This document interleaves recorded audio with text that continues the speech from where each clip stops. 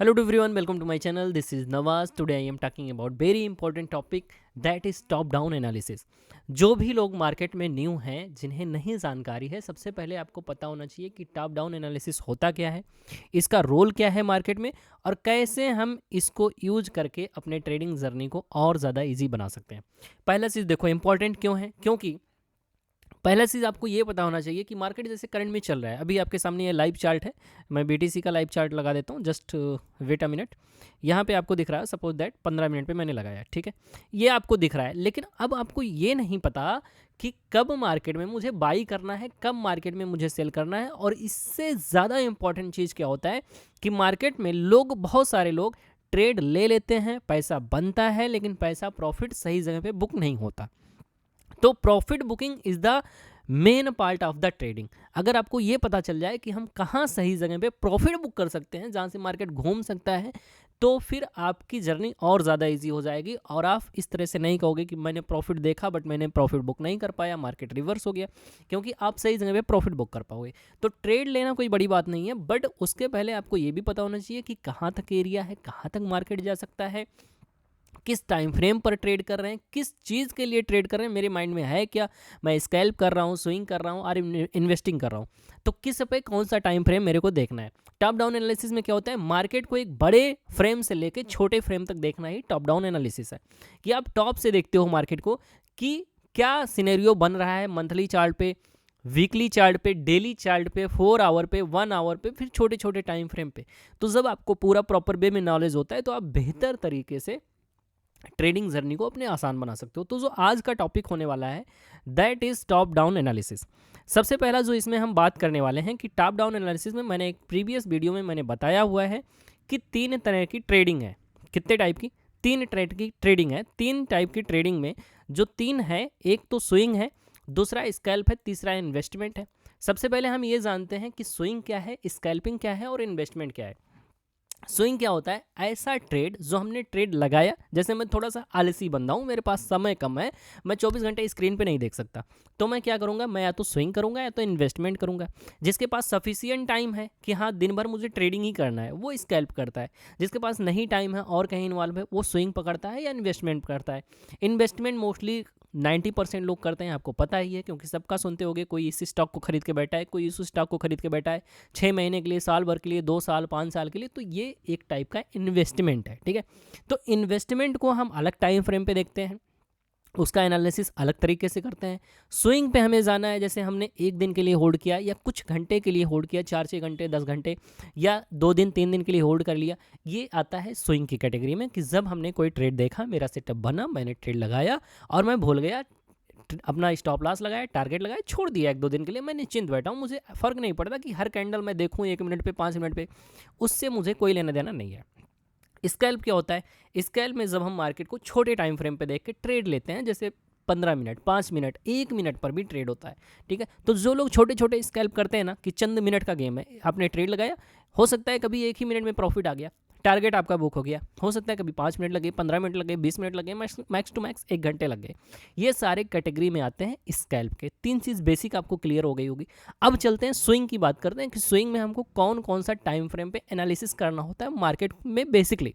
तो देखो, स्विंग करने के लिए जो सबसे बेस्ट है दैट इज़ आप वीकली चार्ट देखो, वीकली के बाद आप डेली चार्ट देखो, फिर 4 आवर देखो और फिर 1 आवर देखो। इतने चीज़ों को आप ज़रूर देखो स्विंग के लिए, फिर आपका बेहतर ट्रेड होगा, ठीक है, काफ़ी एक्यूरेसी के साथ ट्रेड होगा। अच्छा, अगर आपको स्कैल्प करना है, स्कैल्प में ज़रूरी नहीं है आप बहुत बड़े टाइम फ्रेम पे जाओ, 4 आवर इज़ इनफ। अगर मुझे 5 मिनट 15 मिनट पे ट्रेड लेना है या 1 मिनट पे लेना है, 4 आवर दैट इज़ इनफ। तो मैं सीधा 4 आवर का देखा, 1 आवर का देखा, 15 मिनट का देखा और उसके बाद 5 मिनट का देख के मैंने ट्रेड ले लिया। या मुझे 1 मिनट देखना है तो 1 मिनट पे एंट्री होगी, ठीक है। तो एनालिसिस इस टाइम फ्रेम पर होगा। अच्छा, मुझे इन्वेस्टिंग करनी है कि लंबे समय तक मुझे होल्ड करना है, 4-6 महीने, साल, 2 साल, 5 साल, तो मैं क्या करूँगा, मैं फिर बड़े टाइम फ्रेम पे जाऊँगा। बड़े टाइम फ्रेम पे कैसे जाओगे? बड़े टाइम फ्रेम पे आप जा सकते हो, ईयरली बेसिस का भी थोड़ा सा आप एनालिसिस कर सकते हो। वैसे ईयरली में बहुत ज़्यादा कैंडल्स मिलती नहीं है, क्योंकि साल भर में एक ही कैंडल बनेगी। तो अब ऐसा तो है नहीं कि 50-100 साल से 200 साल का 200 कैंडल मिल जाएगा। तो इसलिए ईयरली में थोड़ा सा कैंडल का प्राइजेक्शन कम बनता है। तो मोस्टली अगर मैं ईयरली को भी निगलेक्ट कर दूँ तो आपको मंथली देखना चाहिए इन्वेस्टिंग के लिए, वीकली देखना चाहिए और अच्छे से अगर एक्यूरेसी के साथ जाना है तो आप डेली टाइम फ्रेम पे एंट्री बना लो, ठीक है। ये एंट्री के लिए मैं बता रहा हूँ। तो अगर आपको इन्वेस्टमेंट में एंट्री बनानी है तो आप या तो डेली बेसिस पर एंट्री बनाओ या वीकली बेसिस पर, और एनालिसिस मंथली या ईयरली से लेकर शुरुआत करो। स्विंग में जाना है आप वीकली से एनालिसिस शुरुआत करो। स्विंग ट्रेड आपको लेना है 1 आवर या 4 घंटे पे लगा लो। स्कैल्प करना है 4 घंटे से स्टार्ट करो, 15 मिनट 5 मिनट सबका एनालिसिस करो। हो सकता है 5 मिनट में आपको ट्रेड लगे, और हो सकता है अगर आप 1 मिनट में स्कैल्पर हो तो 1 मिनट पे स्कैल्प करो। अब इतनी बात आपको क्लियर हो गई। अब मैं मार्केट में चलता हूँ, आपको दिखाता हूँ एनालिसिस बेसिकली करना कैसे होता है। तो आप इसका स्क्रीनशॉट भी ले सकते हो, ये काफ़ी इंपॉर्टेंट चीज़ है, आपको काफ़ी काम आएगा। ये सारी बेसिक चीज़ें कोई नहीं बताता, मैं जनरली बता रहा हूँ। आपको पता ही नहीं चलेगा किस टाइम फ्रेम, हमेशा कंफ्यूज रहोगे कौन सा टाइम फ्रेम देखूं, कौन सा टाइम फ्रेम भी देखूं, किस पे ट्रेड करना है। तो मैंने क्लियर कर दिया भाई, जो ट्रेड लेना है तुमको जिस टाइप का, उस हिसाब से टाइम फ्रेम पे आप एनालिसिस करो। अब बात आती है एनालिसिस की। अब मैं एनालिसिस करूंगा कैसे, ठीक है। बेसिक पार्ट क्या है, एनालिसिस करूंगा कैसे। तो सबसे पहले मैं बड़ा टाइम फ्रेम पे चलता हूँ, मैं लगाता हूँ गोल्ड का चार्ट सिंपल सा, और आपको फिर एक्सप्लेन करता हूँ कैसे आप एनालिसिस करते हो। सपोज दैट मैंने मंथली चार्ट लगाया, मैं लगाता हूँ BTC का मंथली चार्ट, क्लियर कट मैं फिर आपको समझाता हूँ, ठीक है। ये मैंने इसको छोटा कर दिया, देख रहे होगे ये मंथली चार्ट पे 2018 से ही है बिटकॉइन, इसके पहले है नहीं। 2017 यहाँ पे देख रहे होगे, 2017 से मार्केट है। अब BTC का इतना ही चार्ट ही है, इससे ज़्यादा चार्ट है ही नहीं मार्केट में।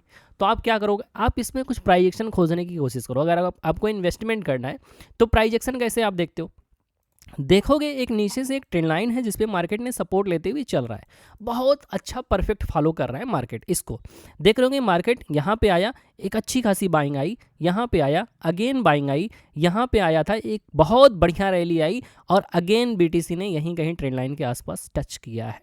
तो मोस्ट प्रोबेबिलिटी, बेसिकली ट्रेडिंग पूरा प्रोबेबिलिटी का गेम होता है। तो आप देख रहे होगे जब जब इस ट्रेंड लाइन पे आ रहा है, मार्केट एक अच्छी बाइंग में गया है, तो मोस्ट प्रोबेबिलिटी चांसेस यहाँ से काफ़ी ज़्यादा बिटकॉइन का होगा कि यहाँ से एक नया बाइंग की तरफ ये जाए। हर बार नीचे से निकला है, एक नया हाई बनाया है, देख रहे हो यहाँ पे हाई, पहले हाई यहाँ था, बाद में हाई यहाँ पे, बाद में हाई यहाँ पे। तो इस बार मोस्ट प्रोबेबिलिटी है कि अगर यहाँ से सपोर्ट अच्छा लेता है मार्केट, तो एक नया हाई की तरफ ये जा सकता है। 1,20,000, 1,30,000, 1,50,000 तक का मुझे BTC दिख सकता है। ये हो गया मंथली चार्ट पे। बट ऐसे आंख मूंद के तो ट्रेड मैं ले नहीं लूँगा, ये तो मुझे बड़े टाइम फ्रेम पे स्ट्रक्चर जस्ट एक दिखा है, ठीक है। अभी क्या करते हैं, अभी इसको और छोटे टाइम फ्रेम पे चलते हैं और अब बेहतर एनालिसिस करने की कोशिश करते हैं। इसको मैं परफेक्ट मैच करता हूँ, ठीक है। दूसरा चीज़, एक मेरे पास एक ये चीज़ हमेशा ध्यान रखना, मैं आपको बहुत ही इंपॉर्टेंट चीज़ बताने जा रहा हूँ जो ध्यान रखना। कभी भी अगर ट्रेंड लाइन है साथ ही एक सपोर्ट लेवल है ना, ये दोनों बहुत परफेक्ट वर्क करते हैं। जैसे यहाँ पर देख रहे हो ये सपोर्ट भी है, ये बहुत परफेक्ट वर्क करता है, ध्यान देना। मार्केट यहाँ से फॉल किया, यहाँ पे गया, एक अच्छा खासा फॉल किया, इसको यहाँ पे कंसोलिडेट किया और ब्रेकआउट दे दिया, अगेन यहीं पे पहुँचा है।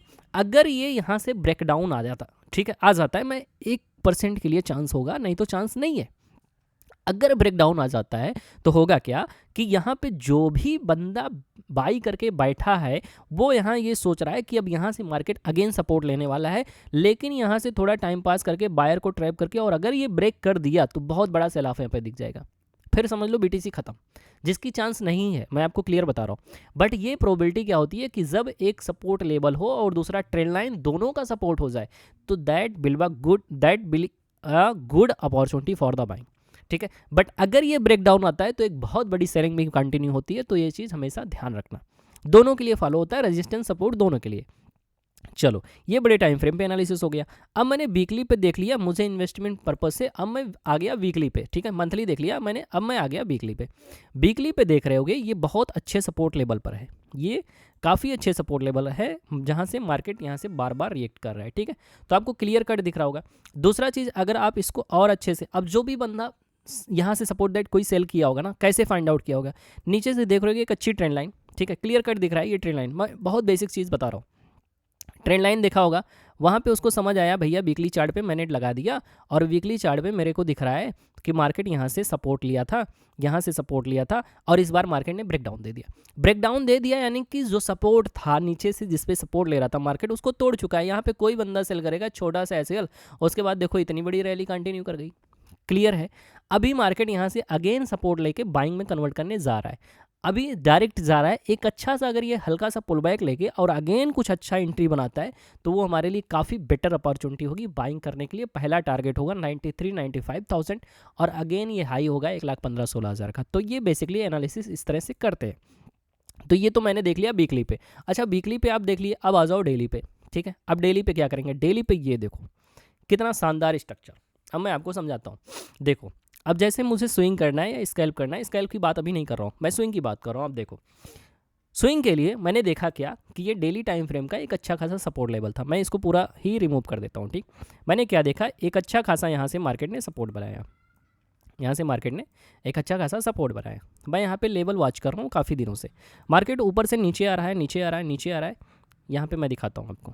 मार्केट पहले तो यहाँ पे अच्छा खासा नीचे आया। ठीक, यहाँ से देखना एक ट्रेंड लाइन था, नीचे आया और मार्केट यहाँ से फिर ऊपर गया, नीचे से एक अगेन ट्रेंड लाइन, यहाँ से जस्ट सी हियर, और फिर इसका भी ब्रेकडाउन आया, एक बड़ा सा फॉल आया। ठीक, ये डेली टाइम फ्रेम पे है, काफ़ी बड़ा स्ट्रक्चर है स्विंग के लिए। बट आपको कैसे फाइंड आउट करना है, यहाँ पे देख रहे हो एक अच्छा खासा बेस बनाया है मार्केट, क्लियर कट आपको दिख रहा होगा कि एक अच्छा खासा यहाँ पे बेस मार्केट ने क्रिएट किया है। अभी क्या क्या सिचुएशन है, जो इसका हायर था जहाँ से मार्केट सेल ऑफ कर रहा था वो ये जोन था। ठीक, काफ़ी ज़्यादा टाइम पास करने वाला जोन। तो ऊपर का जोन ये था, नीचे का जोन ये था। अब यहाँ पे देखो हुआ क्या, मार्केट इसके बीच में बहुत दिन टाइम पास किया, पूरा 1-2 महीने टाइम पास किया, अच्छा खासा यहाँ पे ब्रेकआउट दिया बट सस्टेन नहीं किया, अगेन इसी जोन में घुस गया। तो अगर कहीं भी इस तरह से ब्रेकआउट फेलियर होता है, that is a good opportunity for selling. अगर बायर को ट्रैप करके मार्केट ने दोबारा ब्रेकडाउन दे दिया तो आपको यहाँ पे तुरंत एंट्री कर जानी चाहिए एक अच्छे से टारगेट के लिए। और यहाँ पे देख रहे हो कि नीचे आ गया। अब एक बार ट्रैप कर चुका है ना, तो चांसेस होता है काफ़ी ज़्यादा हाई कि अगेन ये ट्रैप की सिचुएशन नहीं होगी। और देख रहे होगे अगेन ये जब दोबारा निकलना शुरू किया, यहीं पे बढ़िया रेड कैंडल बनाया। अब बहुत सारे बेवकूफ़ लोग इसमें घुस जाएंगे जिनको नहीं जानकारी, वो क्या करेंगे, उनको लगेगा कि अगेन मार्केट गिर रहा है और उसके बाद दोबारा कैंडल आ गई। मैंने पढ़ाया है पिछले वीडियो में, देखना, बुलिश इनगल्फिंग का candle, same pattern. Bullish engulfing में क्या बताया था, एक सेल ऑफ का कैंडल दिखे और दूसरा उससे बड़ा बाइंग का कैंडल आ जाए, इसका मतलब कि भैया जितने भी लोगों ने सेल किया उनको खा गया मार्केट और बाइंग में चला गया। अब यहाँ पे तुम कोई भी एंट्री कर लो, यहाँ पे कोई भी आंख मून के एंट्री कर सकता है यहाँ पे। और स्टॉप लॉस कहाँ रखना, जस्ट इसी कैंडल के नीचे। रीज़न क्या है, रीज़न ये है क्योंकि एक अच्छा खासा ब्रेकआउट दे चुका है, अगर मार्केट दोबारा इस जोन में जाएगा तो पूरा नीचे तक चला आएगा। समझ रहे हो बात को। तो यहाँ पे सीधे मैं घुस गया। ये है मेरा एक स्विंग, डेली टाइम फ्रेम पे एक स्विंग है, आपको जस्ट सामने आपको दिखा रहा हूँ, ठीक है, लाइव। और अगर ये अभी और अच्छा खासा, अभी देख रहे हो कि ऊपर में बहुत अच्छी जगह है, बहुत अच्छा जगह है ऊपर में, क्योंकि ऊपर इसके पास लेवल सीधा यहाँ का है 89-90,000। तो बीटीसी यहाँ आने वाले समय में दिख सकता है, बट ये टाइम लगेगा।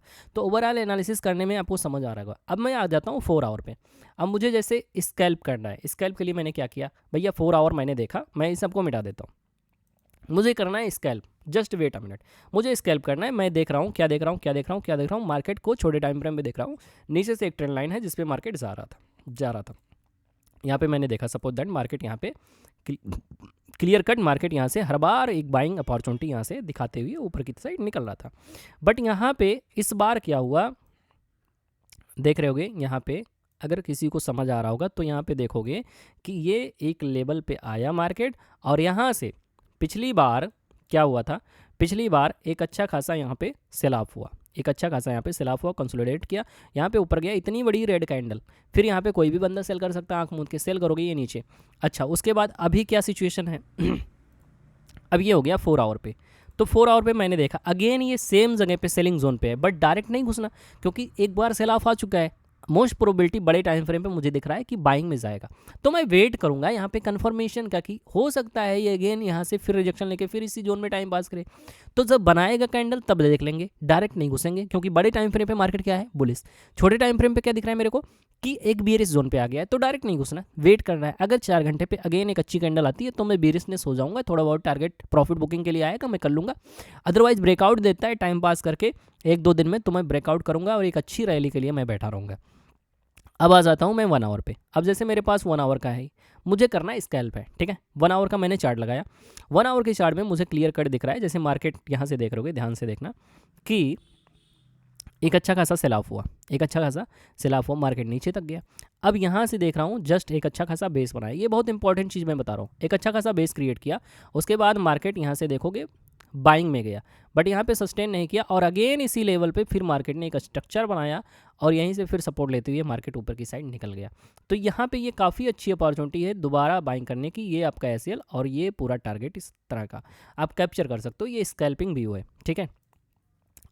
अभी आपको 1 घंटे पे एनालिसिस हुआ, अब आ जाओ आप 15 मिनट टाइम फ्रेम में। 15 मिनट टाइम फ्रेम पे आप कैसे फाइंड आउट करते हो स्कैल्प को?